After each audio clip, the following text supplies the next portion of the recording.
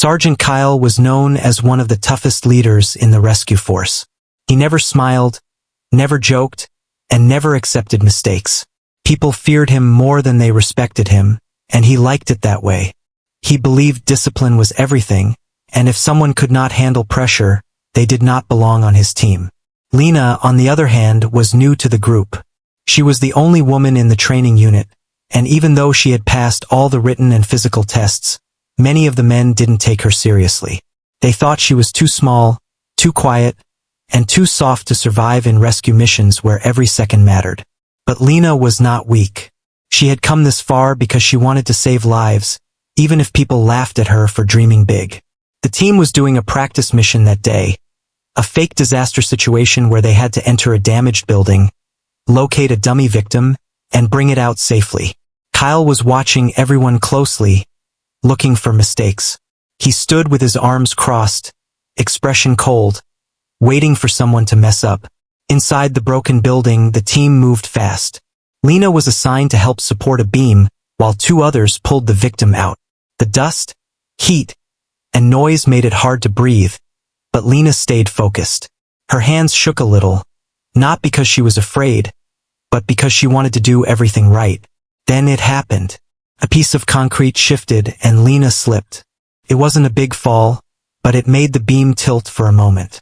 The team managed to fix it quickly, and no one got hurt. Could have been ignored as a normal trainee mistake. But not with Sergeant Kyle. He marched toward her, anger burning in his eyes. The whole team froze. Lena stood up, brushing the dust off her uniform, trying to say something. But Kyle didn't let her speak. "Get out!" he shouted. His voice echoed through the silent training ground. "You're dead weight. You will ruin missions, you will get people killed. I can't afford weak links." Everyone stared. No one moved. They looked at Lena like she had committed a crime. She opened her mouth, but the words died before they reached her voice. She felt her throat tighten, like someone had wrapped a rope around it. Kyle wasn't finished. He pointed at the exit. "You don't belong here. Go home. We don't need extra baggage." His words were sharp like knives, and they cut deeper than any physical injury. Lena didn't cry. She didn't argue. She just stood there, frozen for a moment, trying to understand how a small slip had turned into a public humiliation. Slowly, she took off her training badge and placed it on the table near him.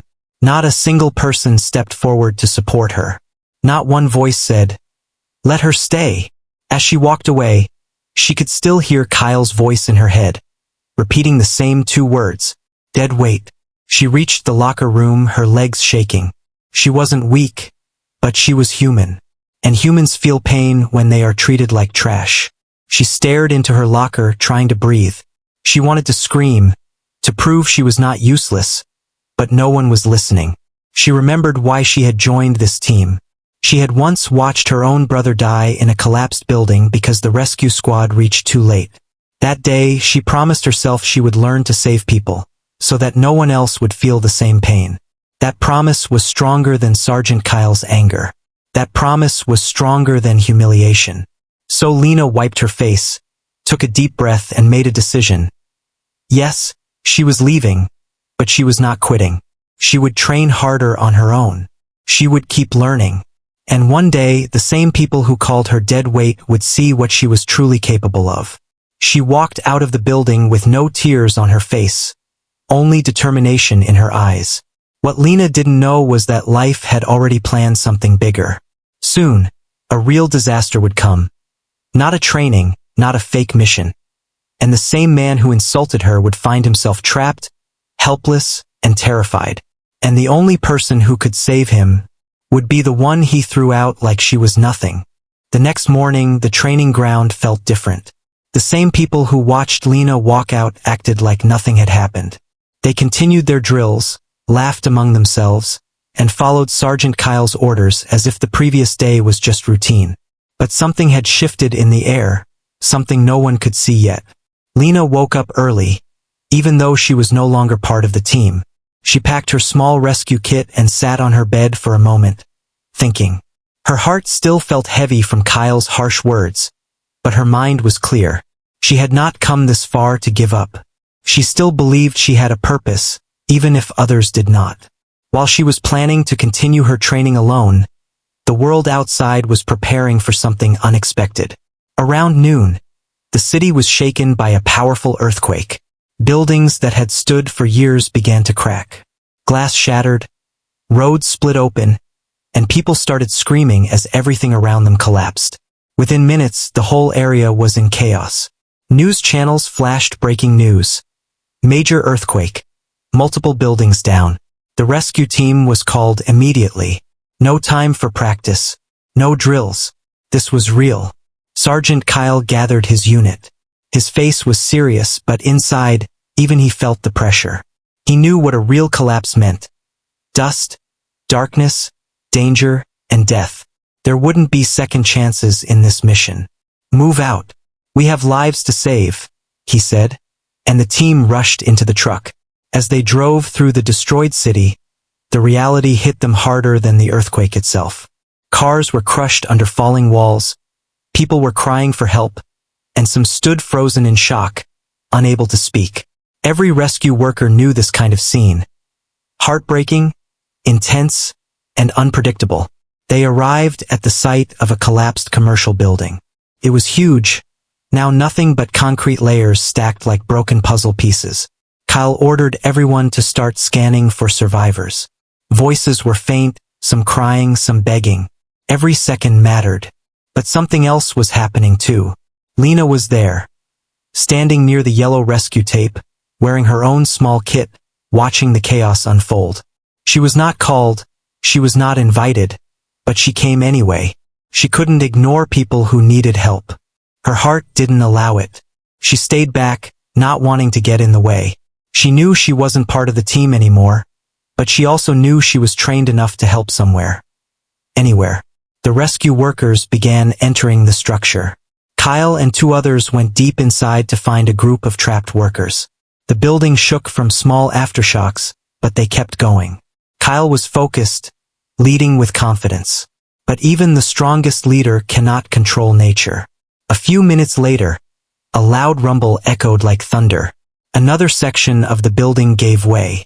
Dust exploded into the air, and a large concrete slab crashed down, separating Kyle from the rest of his team. Before anyone could react, more debris fell, blocking the only exit path. Kyle tried to move, but something heavy was on his leg. He was pinned. The dust burned his throat, and he could barely breathe. He shouted for help, but the wall of rubble made it hard for his voice to travel. Outside, the team panicked. They tried to reach him, but every time they touched the debris, more cracks formed. One wrong move and the rest of the building would fall. The radio connection to Kyle was broken. They didn't even know if he was alive. Word spread fast. Sergeant Kyle is trapped. Some team members froze. Some argued about the next move. Some blamed the building structure. But no one had a solution. Lena heard everything. Her heart started beating faster. The same man who had humiliated her, who called her useless, who told her she didn't belong. Now he was the one in danger. Some part of her felt the pain of what he did, but another part whispered something louder. There is a life to save. She walked toward the team leaders. They stared at her in surprise. She was not wearing their uniform anymore, but she still wore courage like armor. I know the inside layout, she said, and I'm small enough to fit through the cracks. Let me try. The officers looked unsure. Some still remembered Kyle's harsh words. Some doubted her. But the truth was clear. No one else could reach the space Kyle was trapped in, not without causing another collapse. In that moment, it didn't matter who insulted whom. It didn't matter who had badges or ranks. It only mattered who had the skill and the heart to crawl into danger when everyone else stepped back. Lena didn't wait for applause or permission. She picked up a helmet, tied her hair back, and prepared herself. The same girl Kyle rejected was about to walk into the ruins. Not for revenge, not for pride, but because saving lives was the dream she never let go of. If destiny had a sense of justice, it was just getting started. The inside of the collapsed building looked nothing like it did during training. This was not a controlled drill with safety officers and clean exits. This was real: broken walls, hanging wires, sharp metal pieces, and thick dust that made it hard to breathe. Every step could be the wrong one. Every sound could be the warning of another fall. Sergeant Kyle lay trapped under a heavy slab of concrete. His leg was crushed, and he could not move even an inch. He tried to stay calm, but fear was crawling inside him. He had told his team many times, "A real rescuer never panics." But now it was his own voice shaking in the dark. He tapped his radio. No signal. He shouted again, but the rubble swallowed his voice. Each breath felt heavier, like the air itself was turning into stone. For the first time in a long time, Kyle felt helpless. Outside, the rescue team stood helpless too. They could hear faint tapping sounds inside, but no one could reach him through the blocked entry. Some of the men tried lifting the debris, but even a small shift caused more cracks. One wrong move and the whole block could crush whoever was inside, including Kyle. That was when Lena stepped forward. She didn't wait for permission. She knew time was running out. She grabbed a flashlight, a breathing mask, and a small cutting tool. The senior officer looked at her with doubt in his eyes. "Are you sure you can do this?" he asked. "I trained for this," Lena replied simply. "And I won't let him die. No anger, no ego, just purpose." She crawled into the first gap, her shoulders barely fitting through. The air inside was thick and hot. Dust stuck to her skin. Pieces of glass and metal scraped her arms. But she didn't stop. She moved slowly, using her elbows and knees, like a soldier in a tunnel. Every few seconds, she paused to listen. The building groaned like a dying giant. Small rocks fell around her. But she kept going because somewhere in that darkness, a man was breathing weakly and maybe for the last time.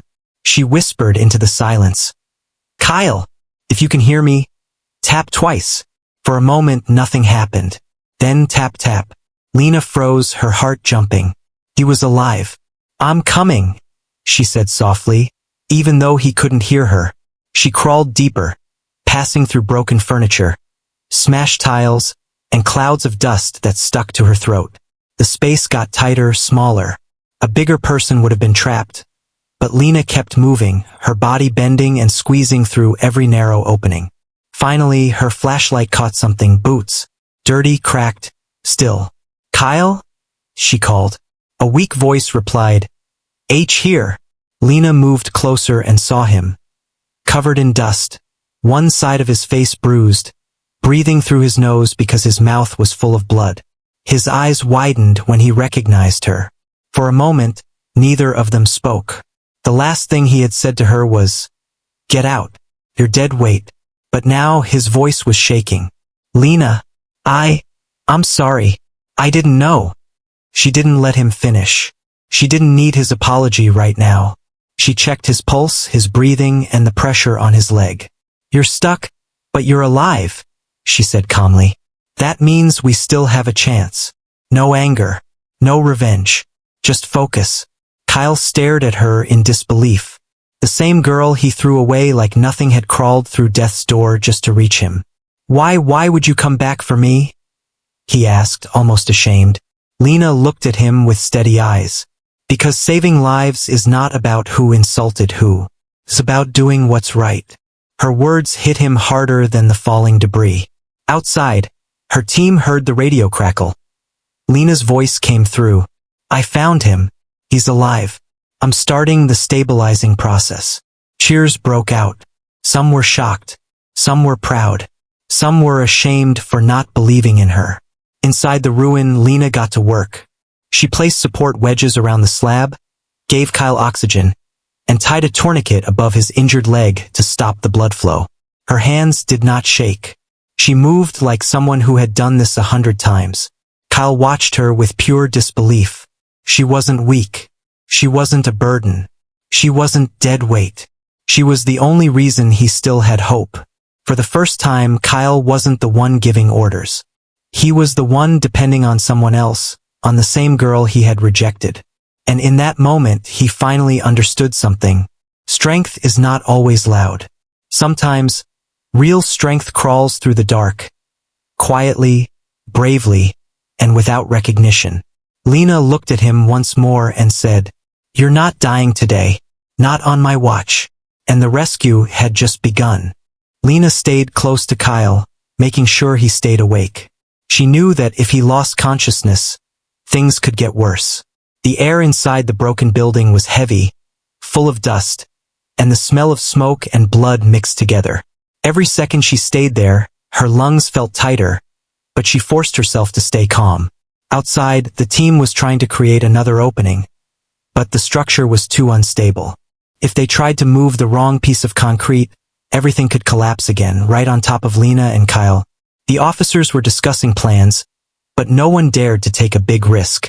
They all knew one wrong decision could turn rescue into recovery. Inside, Lena took a small light stick from her bag and cracked it, making a soft green glow. She placed it near Kyle's head so she could see his face clearly.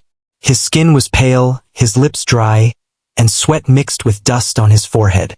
"You need to stay awake," she said gently. "Talk to me." Kyle tried to smile, but pain stopped him.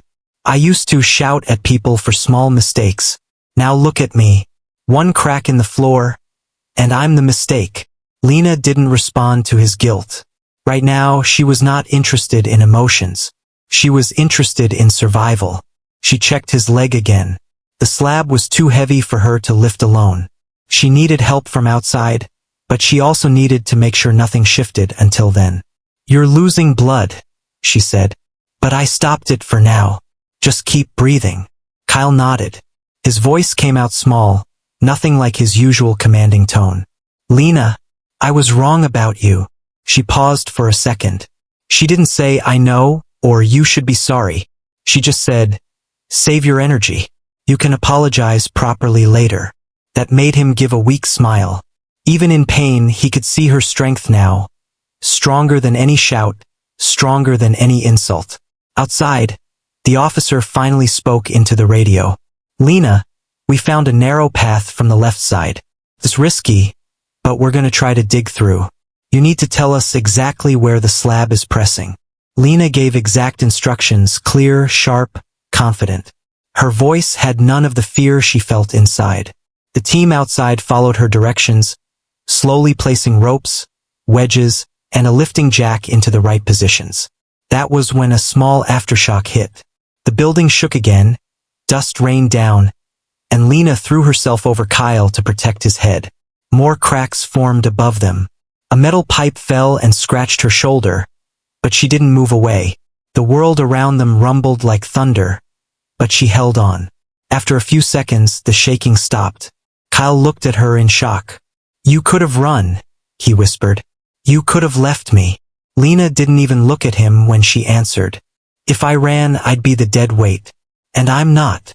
Outside, the team worked faster now. They were no longer just saving a sergeant.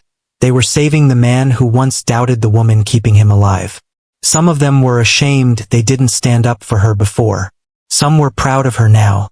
All of them trusted her instructions. Lena spoke to Kyle again. "Listen to me. They're going to lift the slab in a few minutes. When they do, the pain will increase. You have to stay awake.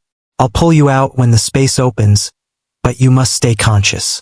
Understand?" Kyle nodded, but his eyes were starting to blur. "What if I don't make it?" he asked quietly. Lena looked at him, and for the first time her voice got a little emotional. "You will make it. Not because of luck, but because I'm not leaving you here. You called me dead weight. I'm going to make sure you live long enough to regret saying it." That line hit him like a punch, and it gave him strength. Minutes later, the rescue team was finally ready. They called Lena on the radio. "On your signal, we lift." Lena put her hand on the slab, took a breath, and shouted, "Lift now!" The machine outside hissed. The concrete began to rise. Slow, shaking, dangerous. Kyle screamed in pain as the pressure lifted off his broken leg. Lena grabbed him, held him tight, and pulled him toward her, inch by inch. Dust filled the air again. Another crack formed above. Rocks shifted. "Come on," she whispered, dragging him with all the strength she had left. And finally, Kyle's body came free. He was badly hurt, barely able to breathe, but he was out. Lena shouted, "We've got him! Pull us out!" Ropes came in. Hands reached through the gap. The team pulled Kyle out first, then Lena. The moment they came into daylight, the crowd outside gasped, because the man who once stood like a mountain now lay helpless, and the girl he called useless walked out of the dust like a warrior. Kyle was rushed to a medical unit. Lena just sat on the ground, breathing hard, covered in blood and dust, but alive. Everyone looked at her differently now. She didn't need to speak. She had already proved everything. The rescue workers quickly carried Kyle to the medical tent. Doctors rushed around him, checking his pulse, his leg, his breathing. He was alive but in very bad condition. His leg was badly crushed, and he had lost a lot of blood. The doctors said he would need surgery as soon as possible. But even while he was being treated, Kyle's eyes kept searching for one person, Lena. She didn't go to the medical tent. She didn't wait for thanks. Instead, she moved back to the disaster site and continued helping other victims. She worked beside the same men who once ignored her. Some of them watched her in silence, embarrassed by how they had treated her before. Others finally understood that she was not weak. She was the kind of person who didn't stop just because someone called her worthless. The officer in charge walked up to her. "You saved his life," he said. "You should take a break." Lena shook her head. "There are more people inside. I'll rest when they're safe." Her simple answer said everything about her character. Later, when the main danger was under control, Lena finally sat down, her hands shaking from exhaustion. Her uniform was torn, her face was streaked with dirt, and her arms were covered in cuts. But her eyes, they still held fire. She had something no insult could destroy: purpose. A young trainee came to her with water. He looked nervous. "Lena, I just want to say, we were wrong about you." She didn't smile. She just nodded politely and drank the water. She was not interested in being praised. She was interested in doing what she came there for: saving lives. Meanwhile, inside the medical tent, Kyle slowly opened his eyes after treatment. The pain was terrible, but the guilt was heavier.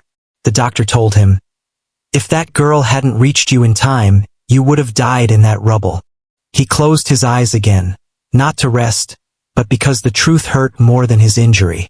He had trained hundreds of people, given speeches about bravery and teamwork, but when it came to real courage, the one he rejected had shown the most. Hours passed. When they finally cleared all survivors, Lena prepared to leave. She didn't have a badge anymore. She wasn't an official part of any team. She was just a volunteer who walked in, saved lives, and walked out. She quietly picked up her small rescue bag and started walking away from the site. But this time, someone called her name. "Lena!" It was Kyle. Lying on a stretcher, his voice weak but clear.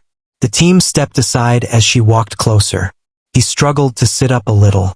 His eyes were full of something no one had ever seen in him before: humility. He said slowly, "I called you dead weight. I told you to get out. And you still came back for me." Lena stood silently. She didn't want revenge. She didn't want to embarrass him. She just listened. Kyle swallowed hard and continued, "I was wrong. You are the reason I'm alive.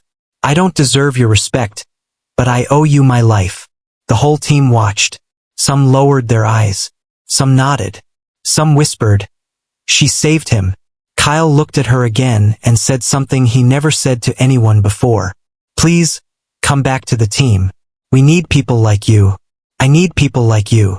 Lena let out a small breath. Not a smile, not anger, just calm truth.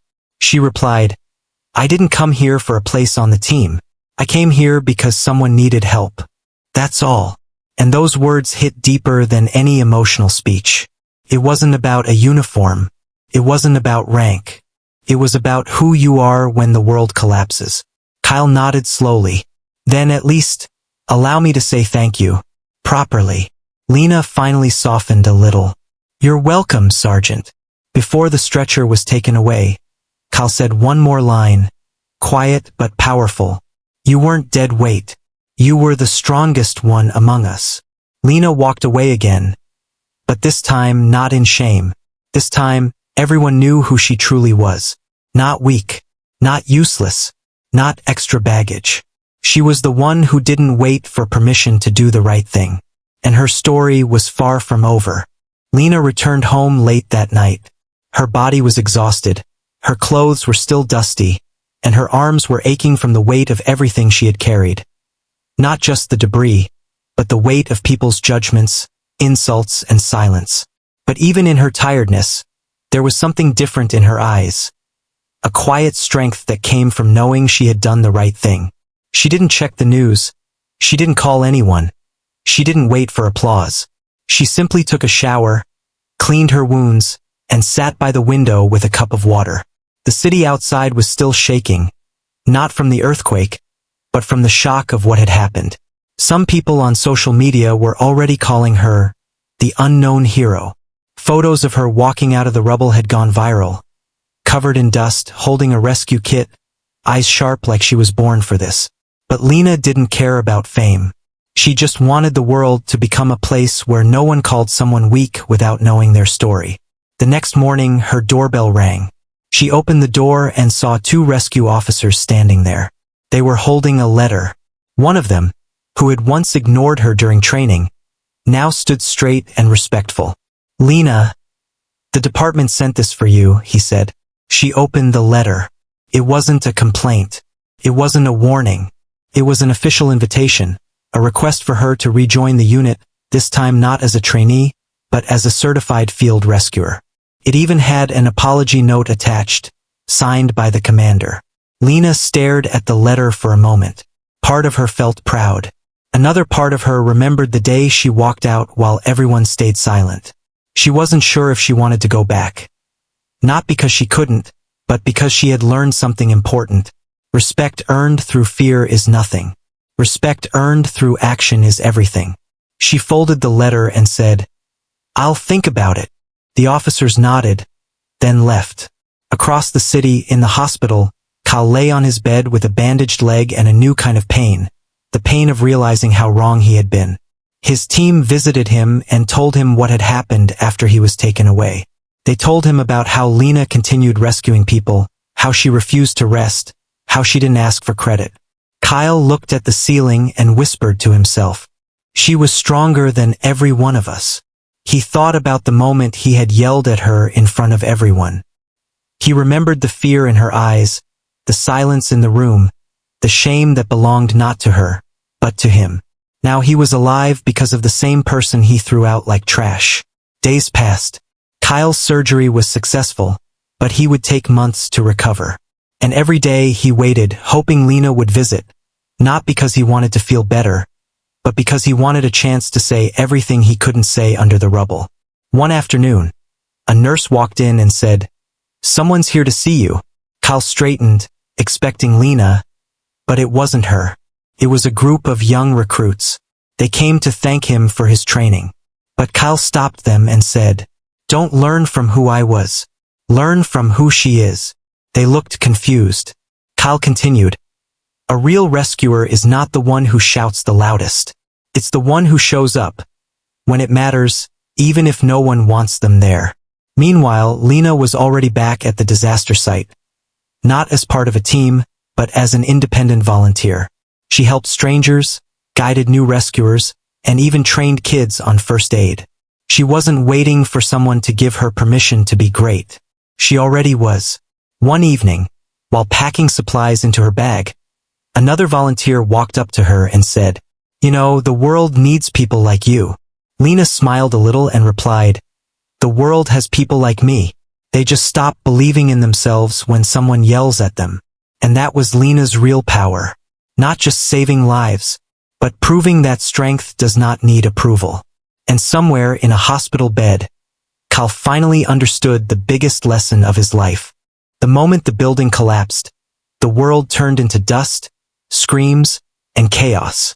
For a few seconds, nobody could even understand what had happened. One second everyone was arguing about the mission, and the next the ground shook like an earthquake. The walls cracked, the ceiling broke apart, and soldiers were thrown in different directions like paper dolls.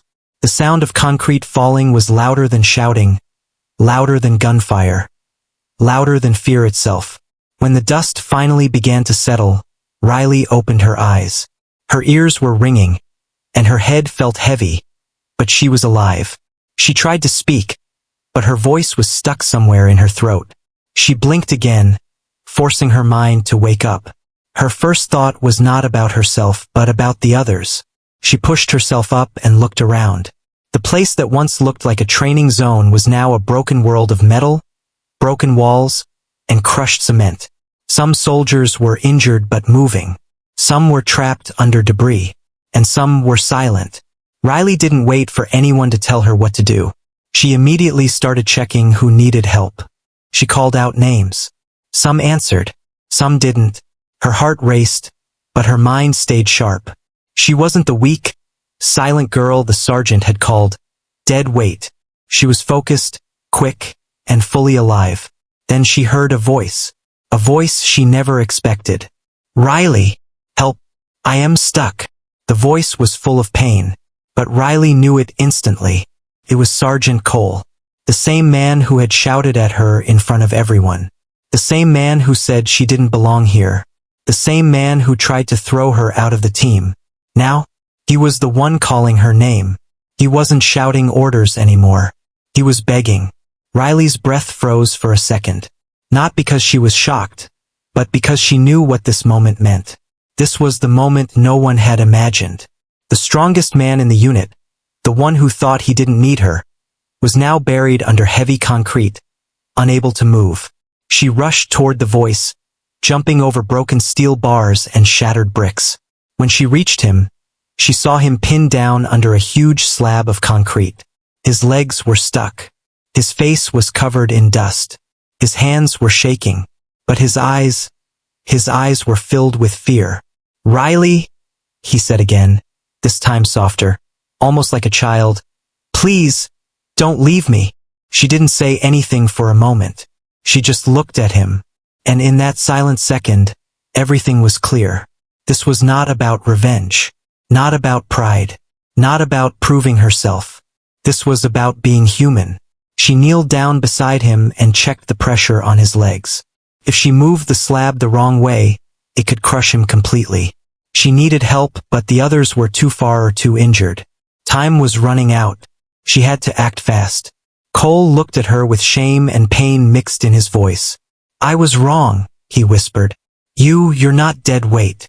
Riley didn't reply. She didn't need his apology to do what was right. But hearing those words hit her heart harder than the explosion. Because deep inside, she always wanted to be seen. Not as a burden, not as a mistake, but as someone capable. She started clearing smaller pieces of debris first. Her hands were bleeding, her arms shaking, but she didn't stop. She used everything she learned, every skill they mocked her for.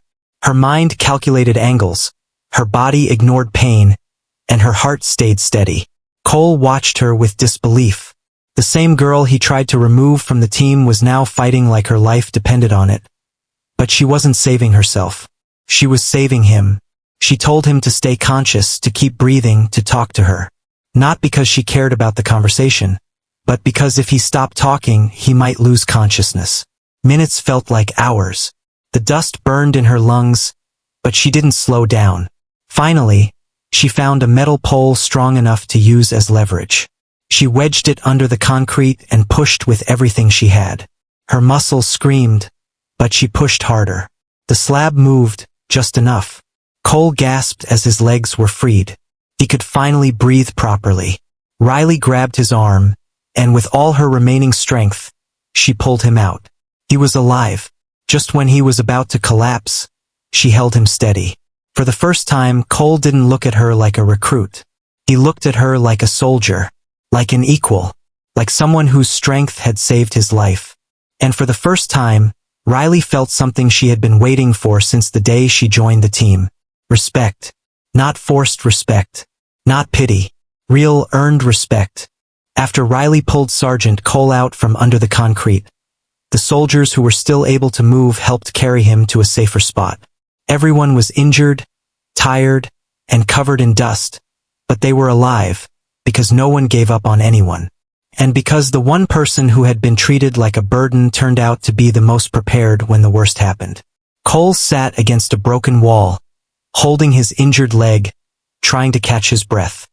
He looked at Riley again and again, almost as if he still couldn't believe what had just happened. The same man who once ordered her to leave the team was now alive only because she didn't walk away. Riley didn't say anything. She just checked his wounds, tied a cloth around his leg to stop the bleeding, and made sure he wouldn't pass out. She wasn't angry. She wasn't proud. She was calm and focused because the situation still wasn't safe. The rescue team arrived 20 minutes later. Medics rushed in and saw immediately who needed help first. When they asked Cole what happened, he didn't answer right away. He just kept staring at Riley, like he was trying to find the right words. The medics carried him to the stretcher. As they lifted him up, Cole finally spoke. His voice wasn't loud, wasn't rough, wasn't full of command like before. It was soft, real. "She saved me," he said. "If it wasn't for her, I'd be dead." Everyone turned to look at Riley. Some already knew she was strong, but now even the ones who doubted her had no words. She wasn't just part of the team anymore. She was the reason the team still had a leader to carry out. Hours later, back at the base, the officers gathered to make a report of what happened.